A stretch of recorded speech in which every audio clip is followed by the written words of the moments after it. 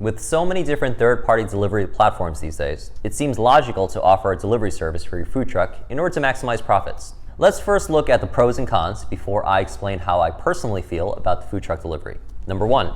Obviously, there is the potential for more profit because people who don't live or work near your food truck can buy your food. Number 2. There may be a small boost in name recognition since thousands of people will see your truck's name when they browse for what to eat. But however, although you might make more money, more problems. You need to pay the delivery company a cut. Uber Eats, for example, charges 30% of the total order amount. You may need separate delivery containers for your food because it might spill or become cold very quickly. Some types of food just don't travel very well. Anything fried or crispy will become soggy and soft after maybe 10 minutes. Come on, I gotta deliver this pizza. 5 truckers do the job of 1. We're all just blocking the street. I need to be there in 30 minutes. It's a company promise. Half the band isn't in the band. We're all just blocking the street. Oh, thank God. One of us brought the contact lens. We're going back to block the street. If your order's already backed up, the last thing you want is a bunch of delivery orders constantly streaming in at the height of the lunch or dinner rush. You may need a separate device just to receive delivery orders. This can crowd your already crowded counter space.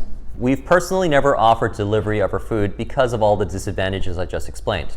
It might be tempting to offer delivery in the beginning when you're serving only a few dozen customers a day, but our main concern was quality control.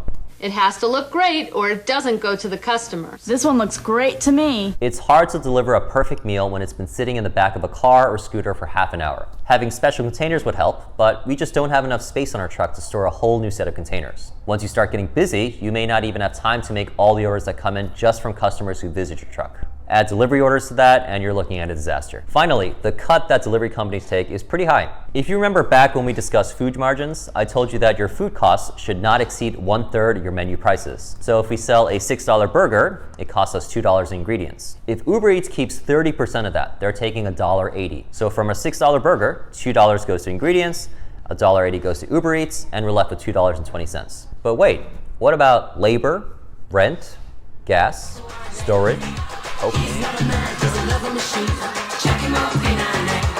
Basically, you may be making only a few cents in profit for every burger you deliver. Is it really worth all that extra work? In my opinion, delivery is a great option for restaurants because restaurants have much bigger kitchens and much more storage space. Also, this is just my observation, but if you ever see any food trucks that offer delivery, they're generally the ones that don't get many customers to begin with. I don't think I've ever seen a popular food truck offer delivery. Aside from delivery, one of the most requested things we get asked for is an order ahead option. This is when a customer places their order ahead of time and comes at a specified time to pick it up without having to wait online. Since our line at lunch is always 20 to 30 people long, you can imagine why a lot of customers want this feature.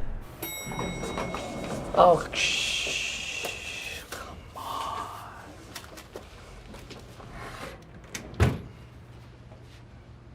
We tried it a few times with some of our regular customers. We would ask that they pay for their order at least an hour before we opened. They would usually send one person from the group to pay for everything and pick it up later. There were a few problems with this though, which is why we discontinued it after only a few weeks. Just like with delivery, we were concerned with the quality control of the food. If the customer places the order to be picked up at 12:15, we have it ready by 12:10, just in case they show up a bit early. But sometimes they won't show up until 12:30. you're late. And by then, the food has been sitting there for 20 minutes. The food is now cold and the crispy dishes are no longer crispy. The customers never complained, but we didn't want to serve something we weren't 100% satisfied with. Another problem with late pickups was that if the order was especially big, we would have that much less counter space to work with. Half the counter would be taken up by the big order, and we would have only the other half for making food. This problem is specific to our truck, but we have a limited amount of certain menu items every day. For example, our braised beef bowl typically sells out within the first 30 minutes of service. However, a lot of people who ordered ahead knew this and would order almost all the beef we had for that day. When it came time to open for service, the beef would sell out in maybe 5 minutes, and some of the people who had lined up before we opened would get upset. Those sold out almost immediately.